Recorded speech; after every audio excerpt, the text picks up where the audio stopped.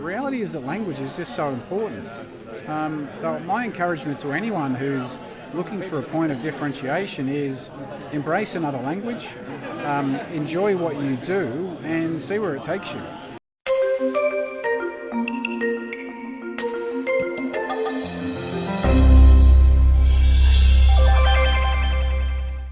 G'day everyone, Rob from A Life That Travels. This is Jason Hayes from PricewaterhouseCoopers. We're at a new Colombo Plan event. Tell me a little bit about you and your experience, your international working experience. Sure. Well, Rob, I actually got my job with PwC because I was studying commerce at Macquarie University and Japanese at the same time. Now, I thought my career would either be an accountant or as a Japanese language teacher at high schools in Australia, or even a tour guide, taking Japanese tourists around Sydney, because in my mind it was one or the other. Now, I was really lucky to get a job with PwC back in 1991 when I met a partner who was fascinated the fact that I was actually studying commerce and Japanese at the same time. Now, fast forward to 2004, and I was lucky enough to go and work for PwC in our Tokyo office. Amazing. At the time, it was a 2-year secondment. I loved it so much, it worked so well for me and for the firm, that I stayed for 4 years. Came back to Sydney for a couple of years, and then I was asked to go back for 4 more years. So to me, something that was an interest at high school that I carried through to university ended up being a very important part of my career with PwC.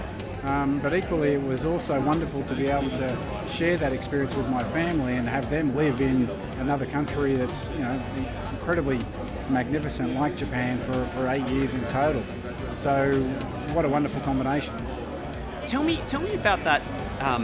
It's so important, for people, like thinking back to your, coming out of high school, following that passion for a language, because I think a lot of people resist it, even if they're really keen to do it. What would you say to somebody who's passionate about a language, but maybe hesitating about following that path? Oh no, absolutely, pursue it. I mean, for me, that's the reason why I've got my career with the firm. If I didn't have that language, I would not have got a job. And when I interview a lot of people that want to join PwC, all of the time, most of them are putting forward their law degree, their accounting degree, their engineering degree, and holding back on the fact that they've actually studied another language. And it doesn't have to be Japanese or Mandarin. It could be any language around the world, because the reality of business these days is that we do work in a global market, and as a consequence of working in a global market across so many different industries, the reality is that language is just so important. So my encouragement to anyone who's looking for a point of differentiation is embrace another language, enjoy what you do, and see where it takes you. And what about for a student that's at university, thinking about having some sort of international experience, whether it's like, student exchange or doing an internship abroad? What would you say to them in terms of the value of that experience? Well, absolutely. To their career? If I could rewind the clock and find a way to be able to go and live and study in another country before I started to work, absolutely brilliant, because that opportunity to allow you to be exposed to another country really does have a profound impact on you in the way in which you think. It changes your mindset, makes you realise that the employment market or car park is not limited to Australia. The opportunities for you to go and work are anywhere in the world. And when I worked in Japan and I met Aussies that were working for companies like Nike, Walt Disney, Credit Suisse, etc., we'd ask them the same question. Did you ever expect to be working in such a huge, sophisticated market like Japan? Their response is absolutely not. But gee, if I could go back and do it all again, I would have spent time in Asia whilst I was at university to help prepare myself for a future career. And, the sky's the limit. Yeah.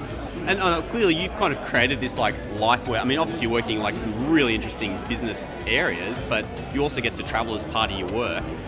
If you were giving some advice to a university student, maybe outside of just going on exchange or something like that, how they could create that kind of life for themselves, because a lot of people dream of having the job where they get to go and travel.